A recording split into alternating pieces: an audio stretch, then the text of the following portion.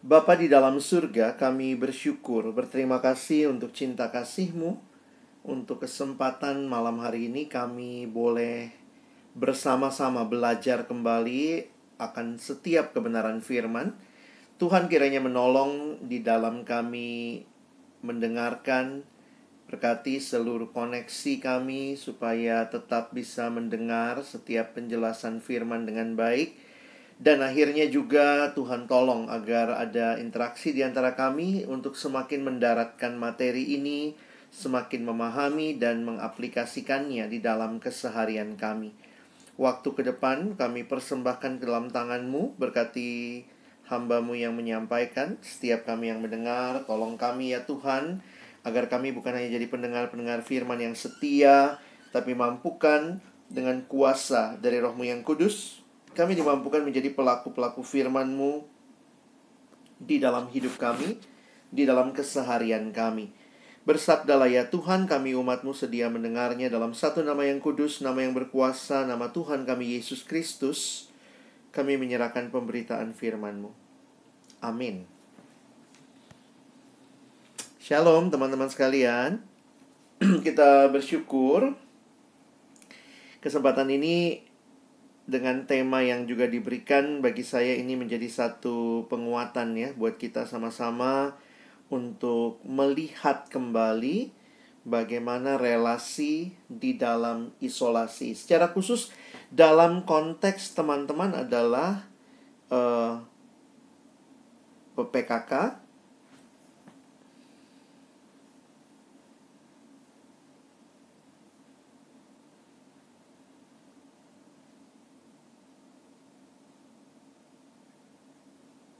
Halo. Oke, sorry. Maaf, sudah bisa dengar lagi ya. Jadi saya pikir tema malam ini akan sangat berhubungan gitu ya, dalam kaitan teman-teman adalah pemimpin kelompok kecil dan juga pengurus di pelayanan kampus, baik di FTUI yang mengadakan Google Meet ini, pembinaan ini, maupun juga saya lihat ada beberapa teman baik dari fakultas yang lain di UI maupun juga dari Pontianak ya yang hadir bersama-sama dari Untan.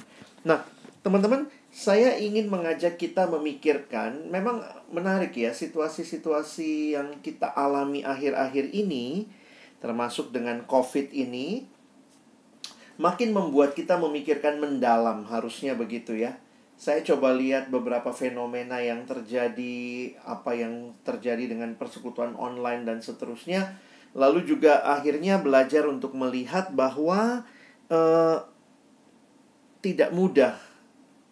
Ada hal-hal yang memang hilang, tetapi juga ada hal-hal yang Tuhan izinkan kita tetap bisa nikmati.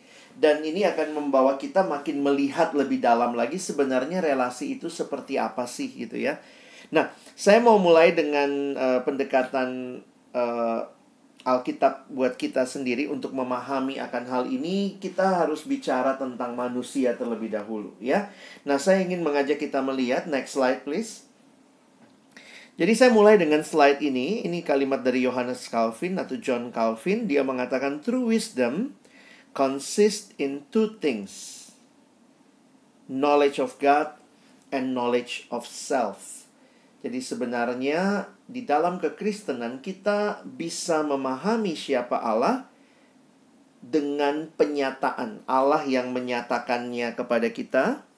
Dan ketika Allah menyatakan dirinya kepada kita, kita bisa kenal Dia. Tetapi yang menarik bahwa melaluinya pun kita bisa mengenal diri kita, ya. Itu yang Tuhan karuniakan kepada kita.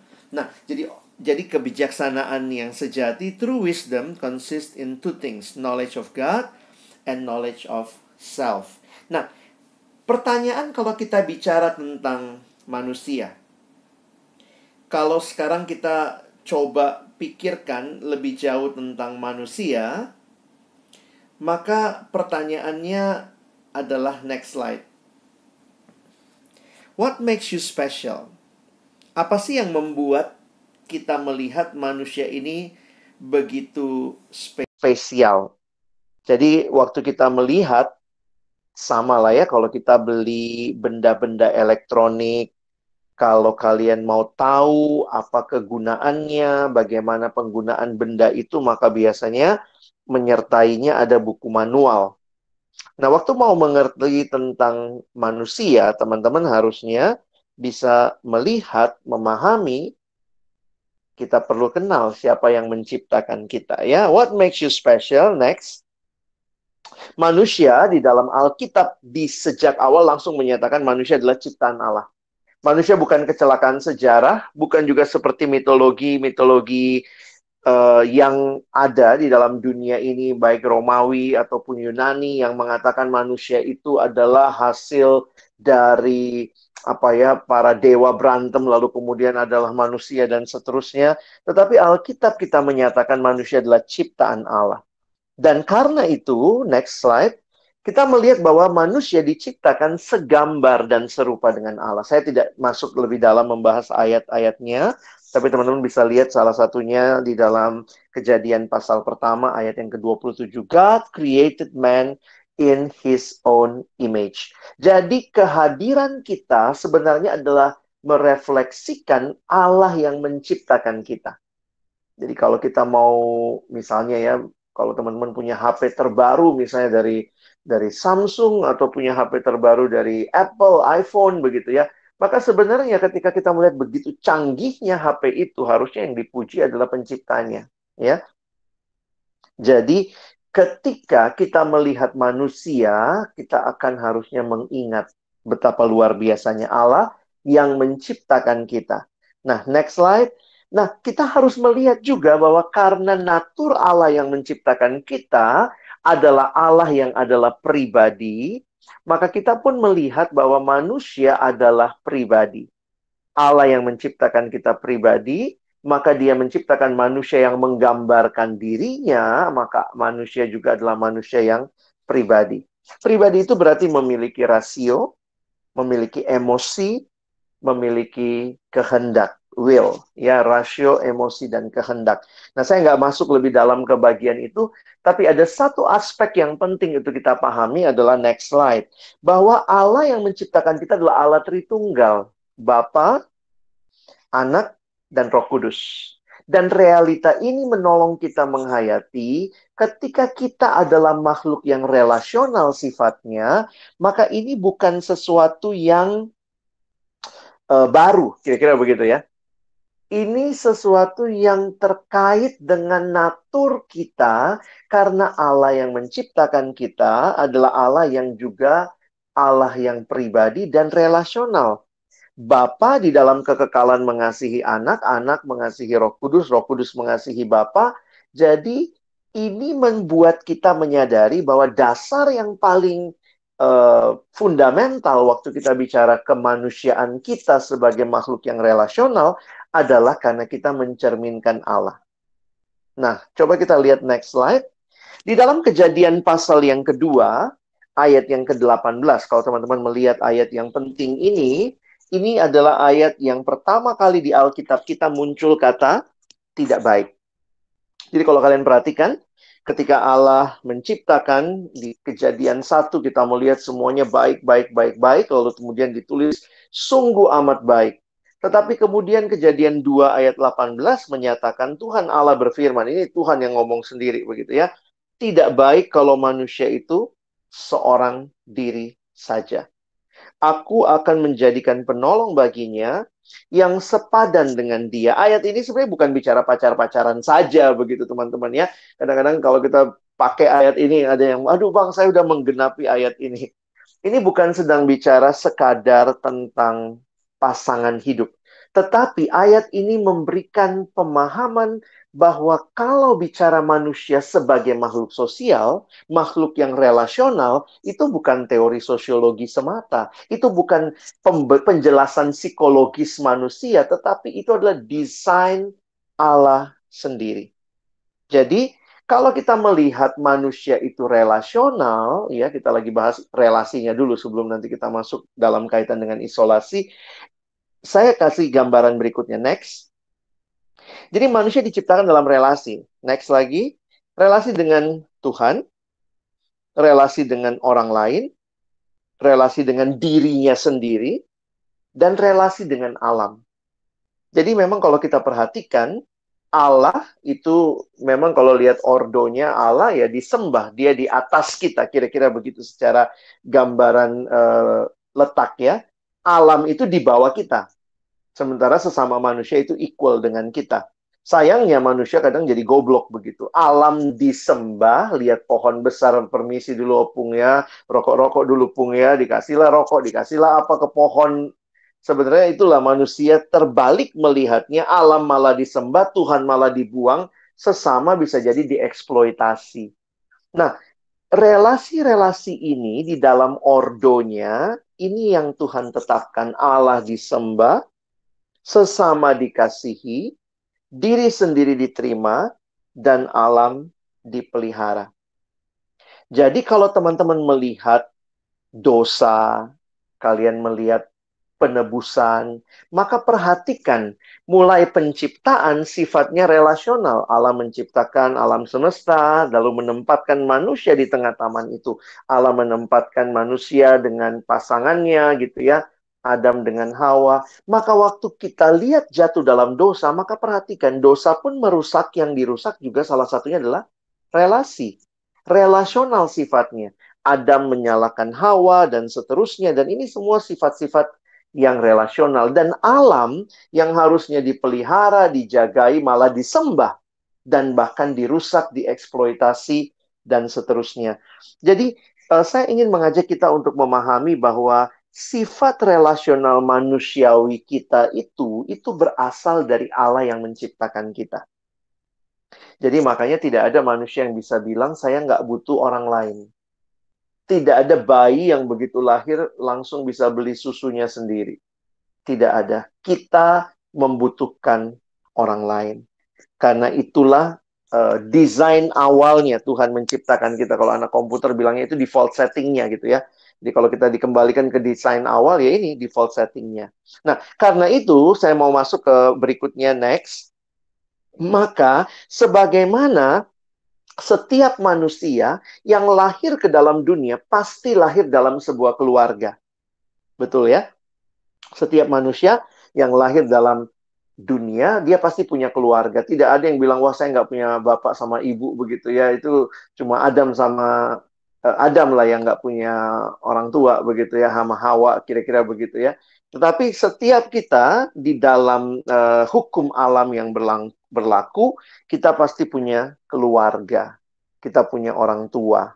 Nah, teman-teman, yang menarik adalah lebih jauh lagi, ketika engkau dan saya dilahirkan dalam keluarga Allah, next, maka kita adalah bagian dari God's family. Dan waktu bicara God's family, ini kita terkait satu sama lain. Kita adalah keluarga Allah. Sebagaimana orang tua secara fisik rindu anaknya bertumbuh, maka Allah pun rindu kita mengalami pertumbuhan. Nah, teman-teman, kalau kalian perhatikan, nah ini kalau kita bicara pertumbuhan manusia secara fisik, dia mulai dengan makin besar, makin bertambah volume tubuhnya, dan seterusnya. Tetapi pertumbuhan manusia bukan hanya secara fisik saja. Ada pertumbuhan secara emosional. Ada pertumbuhan secara psikologis, kira-kira begitu ya. Tetapi menarik juga kalau kalian perhatikan, manusia juga bertumbuh secara sosial. Makanya kita bisa melihat tuh relasi waktu dia masih anak kecil itu egois banget. Biasanya begitu kan. Ketika dia masih kecil, dia taunya pokoknya dirinya lah pusat segala-galanya. Tetapi di dalam realita kemudian manusia sadar, oh iya ya, saya belajar mengutamakan orang lain. Saya belajar untuk menjadi sahabat bagi orang lain. Jadi saya melihat, nah ini tangkap poinnya ya. Dalam desain awalnya Tuhan buat kita, yang menarik adalah Tuhan juga mendesain pertumbuhan rohani kita di dalam desain itu. Tidak ada yang namanya pertumbuhan rohani di dalam kesendirian. Pertumbuhan rohani kita pun Tuhan rancang bukan di dalam isolasi, tetapi Tuhan rancang di dalam relasi. Nah, tangkap dulu poin itu ya. Karena itu, kalau teman-teman membaca firman Tuhan, membaca Alkitab, berulang kali diingatkan betapa pentingnya persekutuan, betapa pentingnya kita tahu besi menajamkan besi, orang menajamkan sesamanya, menunjukkan kepada kita bahwa sebenarnya ini bukan cuma interaksi sosial biasa, tetapi perhatikan Tuhan menaruh kedewasaan, pembentukan karakter itu di dalam relasi. Jadi nggak mungkin kita nggak berelasi. Intinya sih seperti itu ya. Atau poin lebih jauh lagi, kalau teman-teman sadar panggilanmu sebagai PKK, sebagai pengurus, maka itu sesuatu yang juga dalam kaitan mendewasakan jemaat Tuhan. Saya pikir pengurus yang baik rindu dong jemaatnya dewasa, rindu jemaatnya bertumbuh, dan itu terjadi ketika teman-teman dan saya yang terlibat melayani Tuhan benar-benar memperjuangkan relasi. Atau dengan bahasa lain begini, jangan mimpi ada pertumbuhan rohani tanpa teman-teman dan saya memperjuangkan relasi. Jadi, itu dalil dasarnya, karena saya ngelihat gini ya, kenapa Tuhan nggak bikin kita kayak tanaman aja ya? Ya udah ditaruh di pot begitu, tumbuh sendiri kok. Dia nggak butuh pohon lain untuk tumbuh. Sementara buat kita, waktu saya makin pelajari firman Tuhan, iya ya, semua bagian khususnya, ini bagian khusus pembentukan karakter, itu nggak bisa sendiri.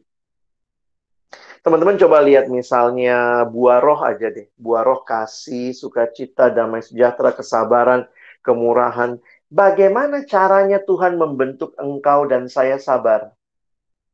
Tuhan nggak kasih makalah sama kita. Ini makalah kesabaran. Belajarlah kesabaran.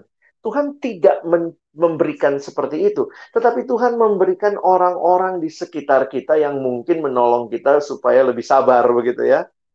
Jadi ada satu waktu pengurus datang sama saya, dia marah-marah gitu. Bang Alex, saya mau protes. Saya pikir masuk pengurus itu suasananya surgawi, ternyata nerakawi. Saya bilang, kamu kenapa? Iya bang, dia ketemu satu teman pengurus, dan kayaknya mereka tuh nggak pernah cocok, nggak pernah satu pendapat. Jadi di rapat itu mereka sering berdebat. Lalu akhirnya kemudian dia bilang nih, gue mau keluar aja dah dari pengurus bang. Capek gue sama dia, setiap kali aku ngomong, pasti dia bantah dan seterusnya. Terus kemudian saya bilang sama dia, sebenarnya coba pikir, Tuhan lagi bentuk apa buat kamu? Saya tanya, kamu pernah nggak doa minta kesabaran? Pernah bang. Nah ini nih, Tuhan kasih kamu orang yang bikin kamu nggak sabaran. Karena kamu nggak bisa belajar sabar, tanda kutip ya, dengan belajar ke dalam. Makanya kekristenan mengenal pertumbuhan rohani itu bukannya pergi ke gunung bertapa, tidak ketemu siapa-siapa, lalu di sanalah kamu makin sabar, makin rendah hati. Enggak, yang ada di gunung bertapa mah cuma monyet doang gitu kali ya. Tetapi ketika engkau dan saya mau bertumbuh dalam karakter, dalam buah roh, di dalam keserupaan dengan Kristus, maka Tuhan mengutus engkau ada di tengah-tengah relasi. Gimana caranya rendah hati? Ya mesti ketemu orang yang di dalamnya kamu bisa ngelihat gitu. Makanya saya bersyukur gitu ya. Setiap akhir kepengurusan, waktu saya jadi pengurus, saya juga minta teman-teman saya untuk sharing.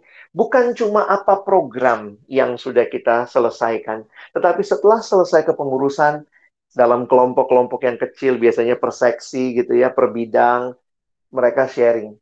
Apa yang Tuhan bentuk bagi saya selama kita bersama-sama? Terus ada yang bilang, iya nih gue makin rendah hati deh. Gue pikir dulu gue anaknya cukup rendah hati. Ternyata gue waktu mimpin, gue berasa nih, iya gue belajar waktu itu. Teman ini yang ngasih tahu lu jangan sombong. Oh iya ya. Terus kemudian ada lagi yang bilang, iya nih gue makin belajar sabar dari dia gitu ya. Karena ada teman yang ribet banget gitu ya. Aduh mau bikin sesuatu tuh ribet banget. Tapi ada yang sangat easy going. Ada yang belajar, iya ya gue belajar santai dari dia. Maksudnya nggak semua hal juga kita bisa kendalikan sendiri.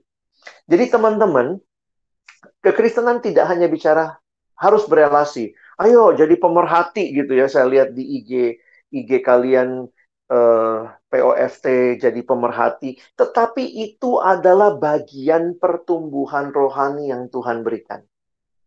Jadi saya mau menariknya lebih dalam, sehingga ketika kita melihat bagaimana Tuhan sendiri, ketika dia mau membentuk murid. Nah ini untuk yang PKK-PKK, kalau kita belajar pemuridan, saya melihat adalah Tuhan Yesus datang loh jadi manusia.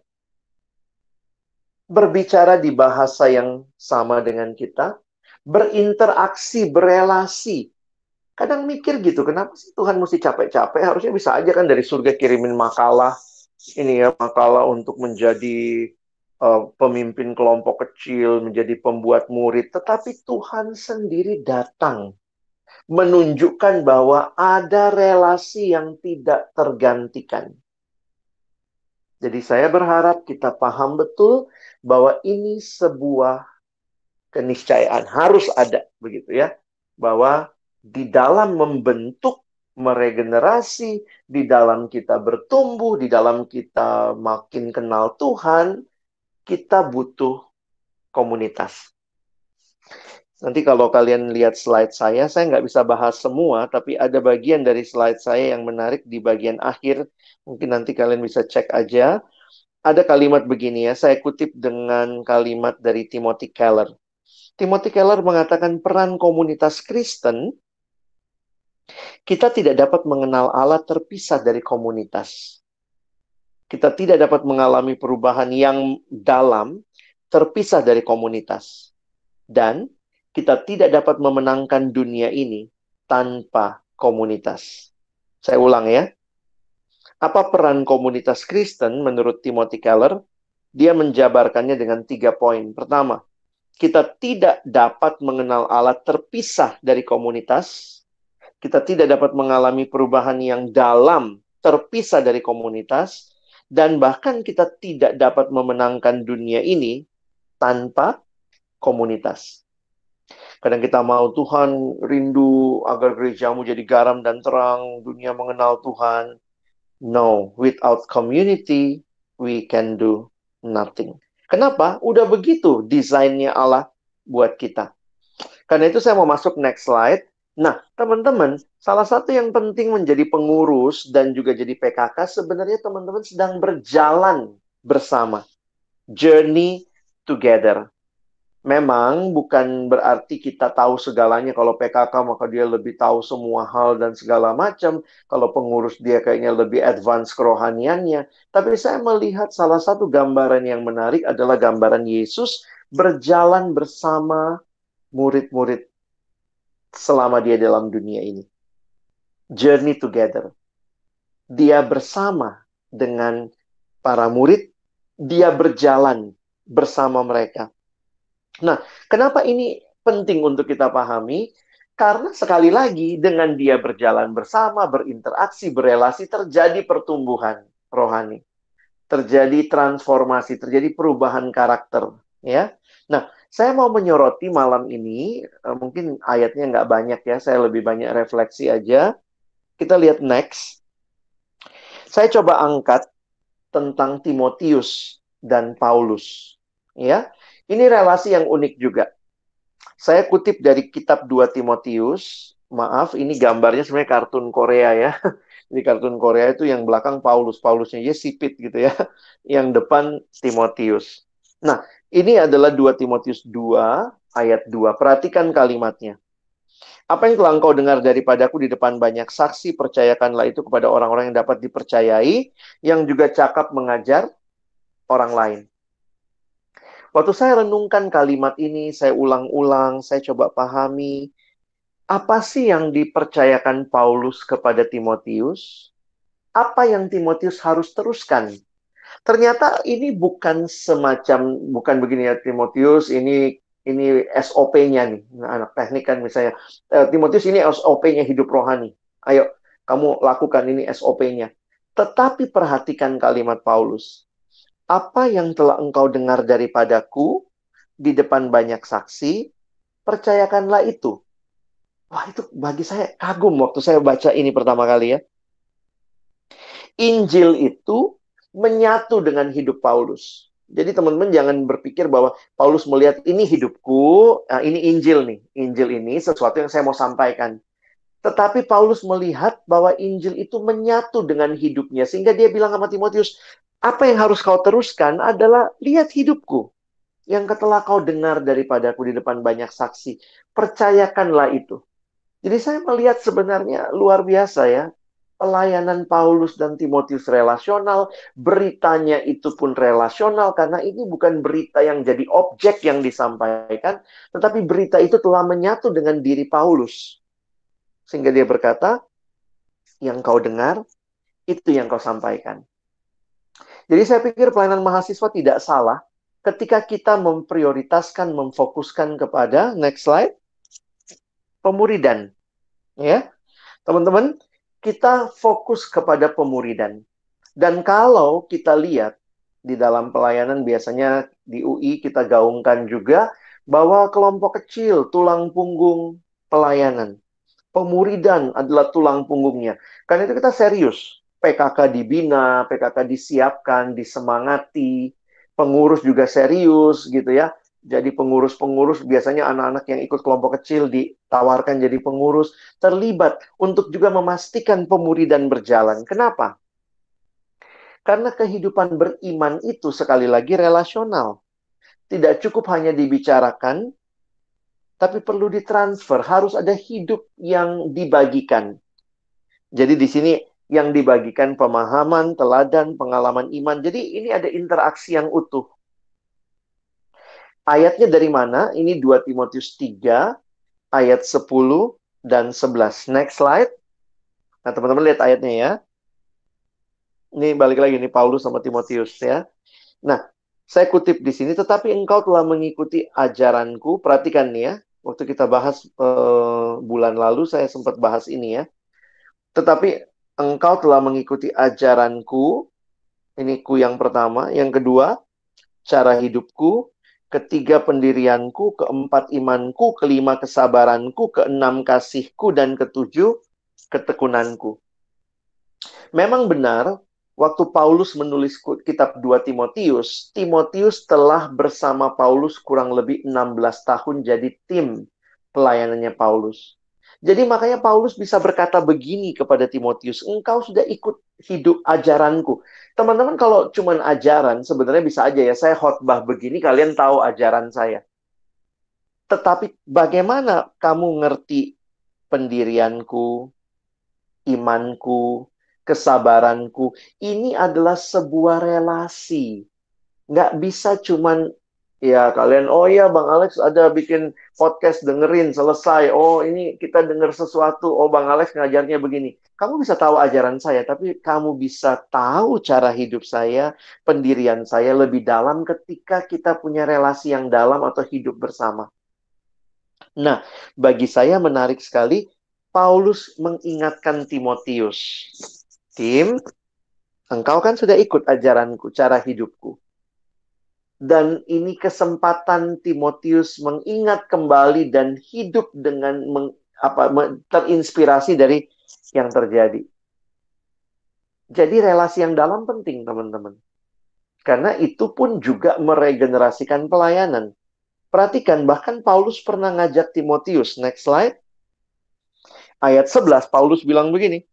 Engkau telah ikut menderita penganiayaan dan sengsara seperti yang telah kuderita di Antioquia dan di Iconium dan di Listra. Semua penganiayaan itu kuderita dan Tuhan telah melepaskan aku daripadanya. Jadi teman-teman, waktu saya memperhatikan ini, kesimpulan saya sederhana begini ya. Bahwa kita tidak mungkin mengatakan kita melayani Tuhan, terlibat dalam pelayanan Tuhan kepada jiwa-jiwa, kalau kita nggak berelasi. Karena itu melekat pada natur diri kita, melekat kepada pertumbuhan rohani kita, dan bagaimana juga kita menumbuhkan kerohanian orang lain. Jadi jujur aja nih, kalau kita bicara keengganan kita untuk berelasi, sebenarnya bisa jadi itu adalah tabiat manusia lama kita yang masih diikat oleh dosa, yang fokusnya adalah keegoisan diri sendiri. Tidak heran ketika Tuhan Yesus mencoba memberikan kesimpulan dari seluruh hukum Allah, Maka dia mengatakan hukum Allah, yaitu kasihi Tuhan Allahmu dengan segenap hatimu, dengan segenap akal budimu, dan seterusnya. Dan kasihilah sesamamu manusia. Saya kutip kalimat John Stott untuk ayat ini. Next. John Stott mengatakan sebagaimana ikan dibuat untuk air, umat manusia dibuat, kita tuh didesain to love God and to love others. Nah ini, jadi love others ini bukan masalah personality kali ya. Saya harap kita nggak berlindung di balik personality. Gue introvert bang, aku agak susah nih mulai duluan percakapan. Memang, tapi kamu mesti belajar. Aduh bang, aku nih tipenya agak melankolik. Aku nggak bisa nih deketin orang dan segala macam. Aku orangnya cuek bang, flekmatik banget. Teman-teman jangan berlindung di balik kelemahan karakter kita atau kelemahan temperamen kita atau personality type kita. Karena sebenarnya kalau kita mau sungguh-sungguh jadi murid Yesus, ingat loh kalimat ini. Kasihi Tuhan Allahmu, kasihi sesamamu. Dan kasihi sesama itu wujudnya nanti kita lihat sama-sama ya. Coba kita lihat next slide. Bahkan di 1 Yohanes pasal 4, nanti kalian bisa baca ayat 11 dan 12, bukti kita mengasihi Allah adalah mengasihi sesama. Jadi, saya coba menghayati nih ya tema kita malam ini. Jangan fokus ke isolasinya, tapi sebenarnya kita harus fokus ke relasinya, karena sebenarnya relasi itu yang Tuhan berikan buat kita. Dan dengan relasi itu Tuhan mau menumbuhkan kita, menumbuhkan gerejanya, bahkan menjangkau dunia, komunitas itu jadi penting. Nah, coba lihat di dalam Alkitab, next slide. Ada begitu banyak kalimat saling. Nanti teman-teman bisa cari. Ini beberapa yang abang tulis sebenarnya dalam bahasa Inggris ya. Ini one anothering.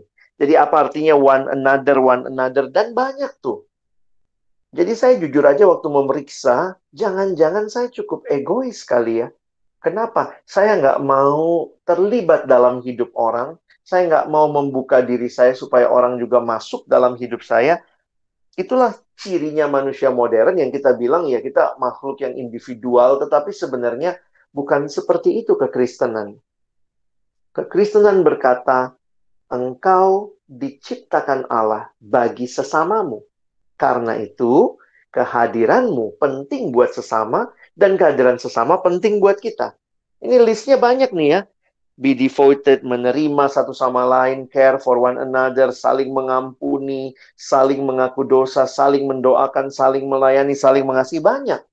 Kalau kurang banyak nih, saya tambahin. Lihat slide berikutnya. Silahkan screenshot sendiri nih. Kalau kita mau bicara, kekristenan mengatakan kita serius loh dengan perintah kasihilah sesamamu manusia. Jadi saya harap kita nggak give up hanya karena isolation, lalu kita memutuskan semua relasi. Itu seperti kita membuat keberadaan kita yang harusnya bisa jadi berkat, malah berhenti untuk berinteraksi dengan orang lain. Next slide, kita lihat dulu.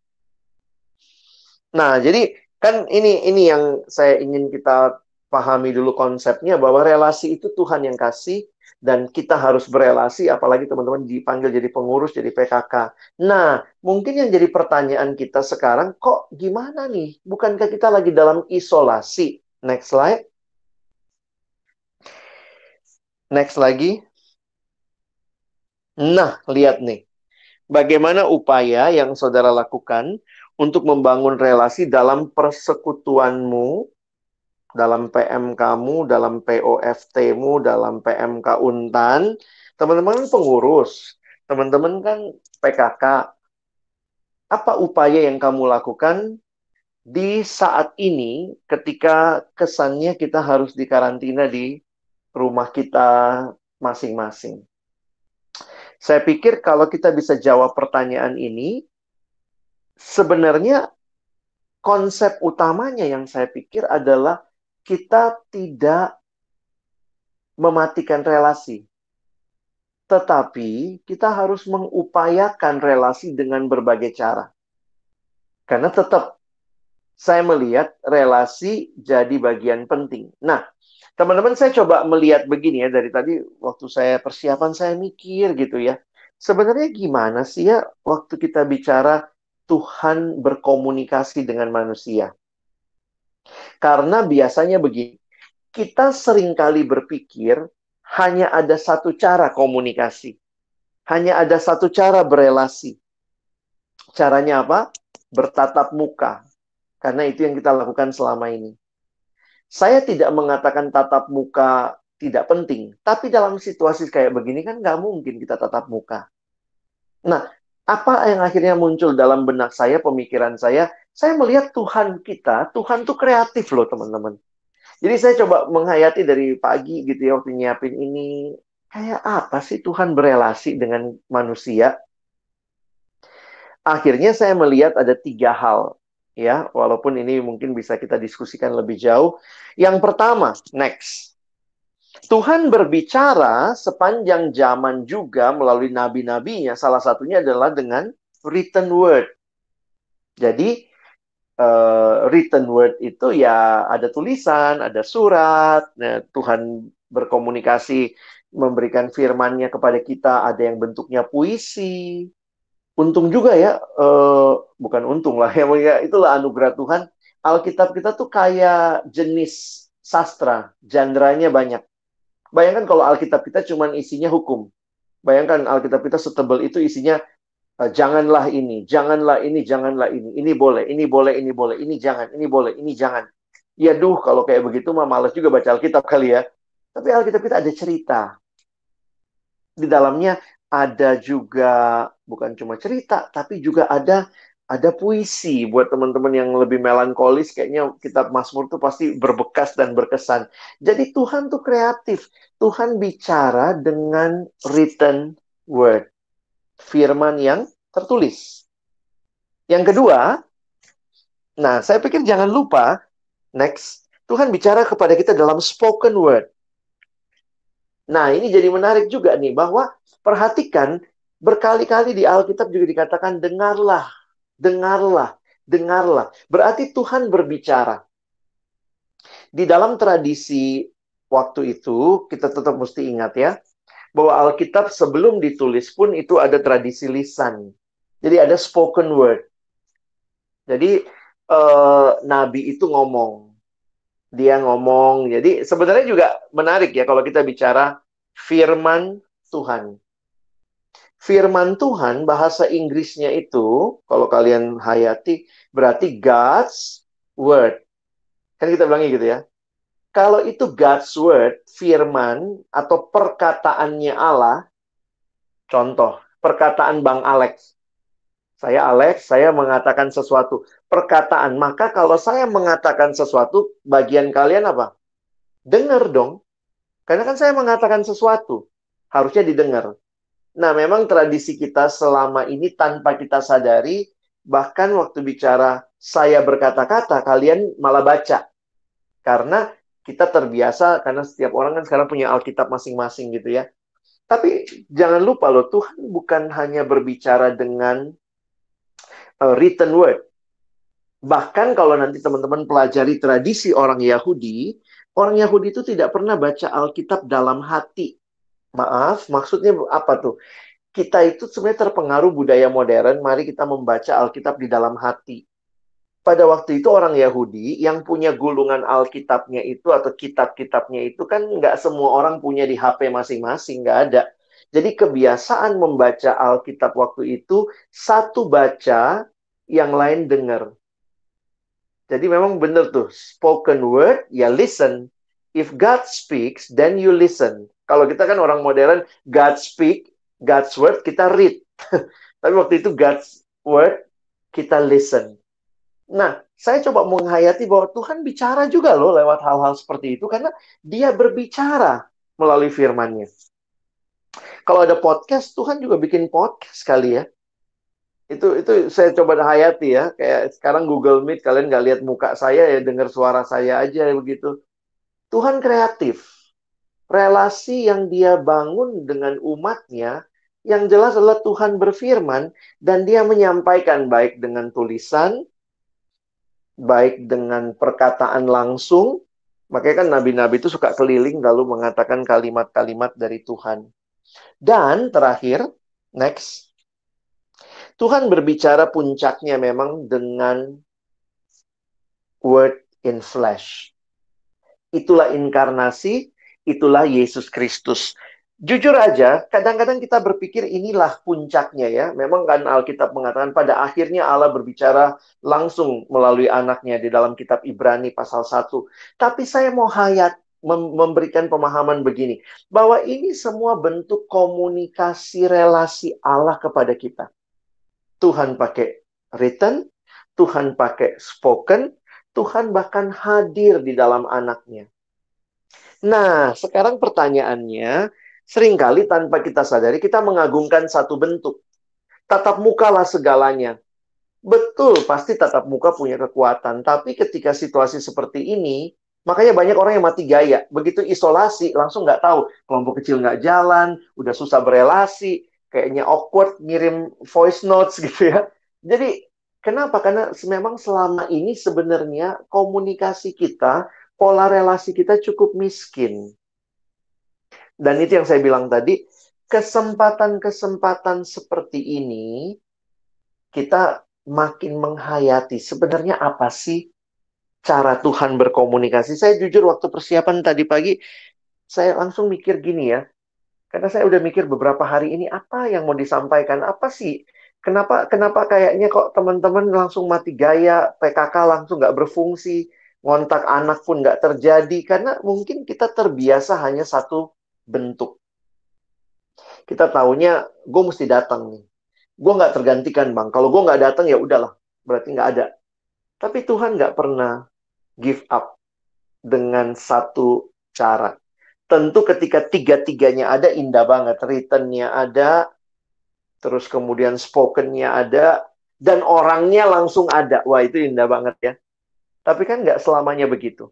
Nah, saya merenungkan dari poin ini adalah saya coba tarik sebentar begini. Teman-teman perhatikan, ketika Paulus, gembala jemaat, banyak jemaat yang Paulus rintis gereja-gereja itu, dia ada di penjara. He is in isolation. Remember, Paul uses, ya, Paulus menggunakan ketiga bentuk ini. Oke, saya tidak bahas, memang Paulus bukan Tuhan Yesus ya. Saya sekarang keluarkan dulu Tuhan Yesus word in flesh. Tapi saya mau kasih tahu ke teman-teman bahwa Paulus menggunakan tiga bentuk ini. Pertama, dia tulis surat. Apa isi suratnya? Menguatkan. Ada yang mesti dikoreksi, dia koreksi. Paulus written word. Tuhan, dia tulis surat.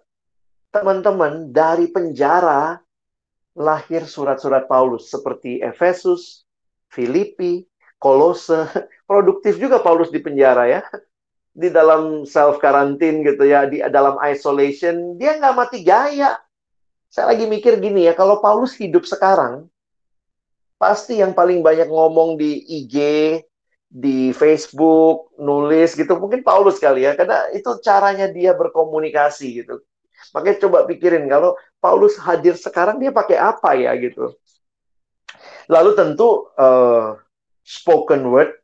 Nah, spoken word ini jadi menarik karena sebenarnya kalau kalian lihat kebiasaan pada waktu itu, kalau ada yang ngirim surat, Rasul ngirim surat, misalnya Paulus kirim surat ke Roma atau ke Efesus, maka surat itu akan dibacakan.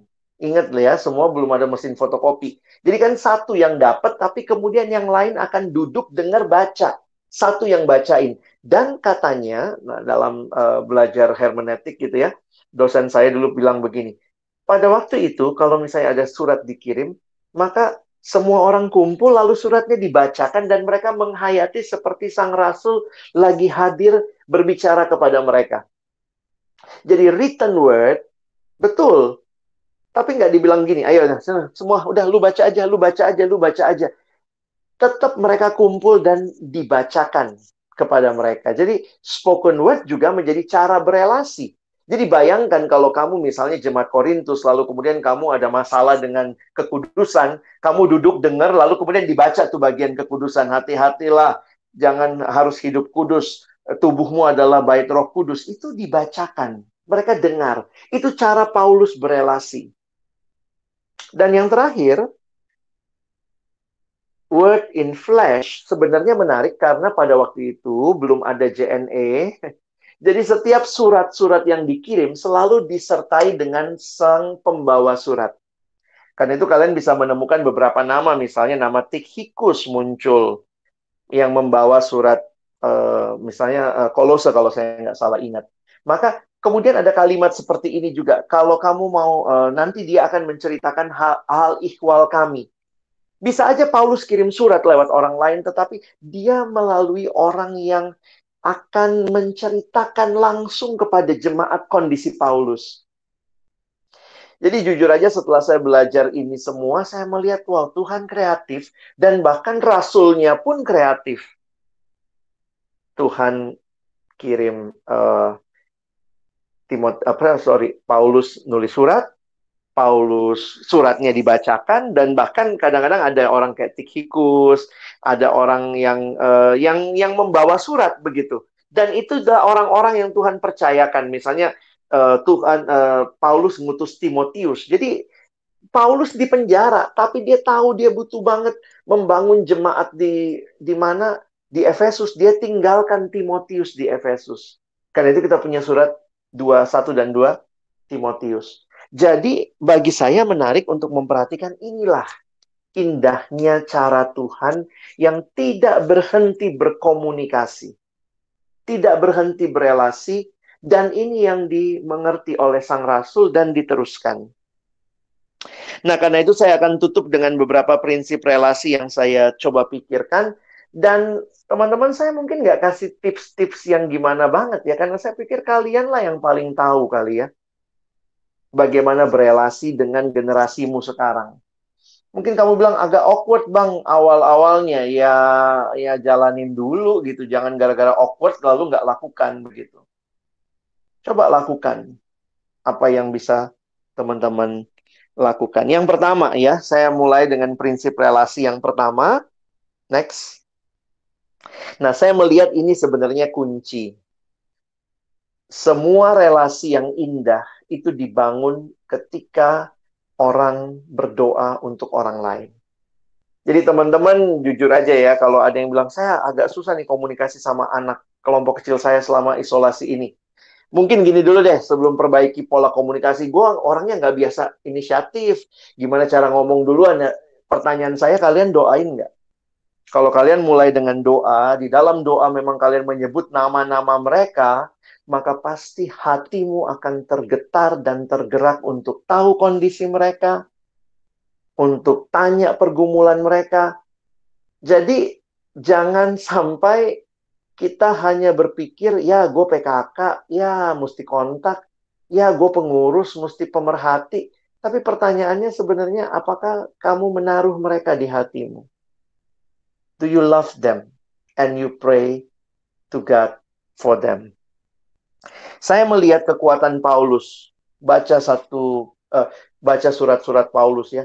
Lihat permohonan Paulus untuk jemaat di Filipi misalnya. Aku berdoa supaya kamu makin mengerti. Itu bagi saya wah, luar biasa tuh ya. Paulus berdoa buat jemaat itu. Bayangkan waktu dia bicara kepada Timotius, dia bilang, setiap kali aku mengingat engkau dalam doaku, aku terkenang akan air matamu. Wow, saya pikir kamu akan awkward bangun relasi kalau kamu nggak pernah doain anak itu. Tapi kalau kamu memang sungguh-sungguh mendoakan, kamu pasti tidak akan diam. Kamu akan berjuang membangun relasi. Jadi saya berharap teman-teman ini bukan sekadar program. Saya malam ini nggak mau, makanya saya bilang saya nggak pengen kasih tips gitu ya. Karena balik lagi, walaupun saya kuliahnya komunikasi, relasi itu dibangun karena kedekatan yang bagi saya, karena ini relasi rohani, harus mulai dengan kedekatan dengan Tuhan. Ini yang pertama ya. Teman-teman bisa refleksikan lagi. Yang kedua, next. Mesti ingat, kita fokusnya bukan program. Sorry ya, kadang-kadang tanpa kita sadari begini. Mungkin seksi kakak nanya, iya nih banyak PKK-PKK nggak kontak AKK-nya. Kita melihatnya selalu dalam pola PKK, AKK, kelompok kecil, status. Kita lupa orientasi kita memperhatikan mereka karena mereka manusia gambar dan rupa Allah, milik Allah. Jadi kalau kita bisa melihat adik kelompok kecil kita lebih daripada sekadar hubungan PKK, AKK, jadi jangan sampai kita orientasinya kepada program supaya nanti laporan gue dibilang PKK yang baik, tetap kelompok kecil loh kami Zoom meeting, kami apa. Fokusnya adalah benar-benar ada hidup yang dibagikan, man oriented, woman oriented. Fokusnya bukan kepada program terlaksana, tapi fokusnya kepada Tuhan, aku udah bertumbuh nih, nikmatin pertumbuhan, aku pengen loh dia kenal Tuhan juga. Dan pas dia PKK-ku, pas dia AKK-ku. Nah, itu jadi sesuatu yang lebih lebih indah daripada sekadar kita terbebani dengan PKK AKK. Next, yang ketiga, mari seperti Paulus, atau bukan cuman Paulus ya, seperti Allah lah ya. Allah yang gunakan berbagai media yang ada. Tertulis, pakai suara gitu ya. Dan aku melihatnya gini teman-teman ya. Semua yang Tuhan lakukan sekarang itu extensify gitu. Kita bisa rekam suara, disebar kemana-mana. Kita bisa nulis, tulisan kita bisa diposting di mana aja. Nah, jadi sebenarnya kan nggak susah ya ngontak AKK ya. Kan tinggal ngetik chat gitu ya. Atau kalau malas ngetik ya kirim voice note kayak gitu ya. Atau kalau ada pulsa lebih ya telepon gitu ya. Gimana ya? Eh, dan mungkin kita nggak bisa hadir in person, tapi bagi saya dengan teknologi ini ya bisa tatapan muka melihat lagi ngapain atau apa. Itu satu hal yang indah yang Tuhan juga berikan. Tentu itu tidak menggantikan pertemuan fisik. Tetapi jangan karena nggak ada pertemuan fisik, lalu semua kita jadi mati gaya dalam relasi. Ya, yang kita fokus adalah isolasi gitu ya. Sehingga saya masuk dua prinsip terakhir. Next. Ini prinsip relasi tentang engagement. Ya, jadi bagaimana juga kita kalau nanti misalnya masuk lebih dalam, ini bukan basa-basi gitu ya. Bukan basa-basi, lu udah baca chat gua nggak? Gua udah chat lu ya, yang penting udah beres nih. Tugas gua udah ngechat. Lu nggak bales ya, udah terserah lu. Tapi kalau kita engagement itu kita masuk lebih dalam, ada interaksi yang utuh. Termasuk waktu kalian jadi PKK, ingat bukan cuma yang penting udah nyampein bahan, udah selesai lah. Nanti gua lapor seksi kakak, bahan gua udah kelar. Tapi mungkin kita masuk lebih dalam, peduli dengar cerita mereka. Situasi kayak begini banyak orang yang punya pergumulan yang tanpa dia sadari. Mungkin awalnya malas cerita. Tapi ketika kita menunjukkan intensi kita mau peduli dengan dia, mau terlibat dengan hidup dia, saya pikir Tuhan akan buka kesempatan ya. Saya punya pengalaman juga gitu ya. Saya bukan tipe orang yang gampang deket dengan orang di awal gitu. Jadi waktu mulai mimpin kelompok kecil tuh bingung gitu. Mesti nanya ya, mesti kasih tahu dia, tanya gimana. Waktu itu sampai saya, teman-teman kan saking bingungnya, saya bikin list pertanyaan tuh saya ingat. Waktu zaman saya kan belum ada HP, belum ada ini. Jadi kami telepon tuh. Jadi malam-malam telepon ke rumah dia. Halo, terus saya inget tuh, bikin list pertanyaan. Pertanyaan pertama, lagi apa? Udah makan malam belum? Jadi itu saya sampai nggak tahu caranya. Ya mungkin saya belajar tuh, belajar bikin list.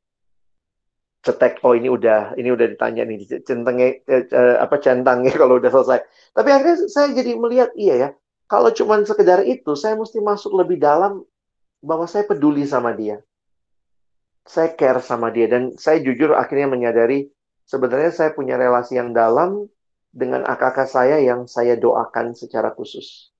Kalau saya doain dia sungguh-sungguh itu, maka saya nikmatin tuh. Tuhan kasih relasi-relasi yang dalam. Jadi engagement itu maksudnya kita masuk lebih dalam ya. Karena itu rindukanlah relasi seperti itu. Dan itu bisa dibangun juga ya. Bisa dibangun dalam situasi seperti ini dengan mungkin memberi perhatian yang rutin, memberikan perhatian yang tulus kali ya. Jangan perhatian supaya kita ngelapornya enak sama seksi kakak, bukan itu ya. Terakhir, nah ini kesempatan juga melakukan mentoring personal. banyak pembinaan CPKK, calon pengurus tidak terjadi lagi dalam ruangan-ruangan, tetapi sebenarnya mentoring personal. Saya bersyukur ada beberapa alumni yang mungkin ikut malam ini. Ini kesempatan kalian dampingin adik-adik ya. Not only formal meeting, ternyata jadi ada yang bilang, iya bang, kami setiap bulan ada pembinaan CPKK, kami setiap bulan ada pembinaan pengurus. Tetapi sebenarnya banyak interaksi-interaksi bermakna juga di dalam pertemuan-pertemuan informal. Jadi mungkin teman-teman memang kita bisa jadwalin ya. Oh, selama isolasi ini kita kelompok kecil yang formal. Tapi mungkin kalaupun tidak berkelompok kecil, teman-teman bisa bisa menolong misalnya. Kalau pas dia adik kelas, lu ada tugas ini, gue nggak terlalu paham nih. Mana tahu kita bisa menolong gitu ya. Jadi mentoring personal dalam kerohanian, mungkin mentoring personal dalam studi, ini jadi kesempatan-kesempatan informal meeting itu membangun relasinya seperti itu. Jadi saya sungguh berharap ini hal-hal yang teman-teman bisa tambahin listnya lagi ya. Tapi ini kira-kira yang abang sempat pikirkan.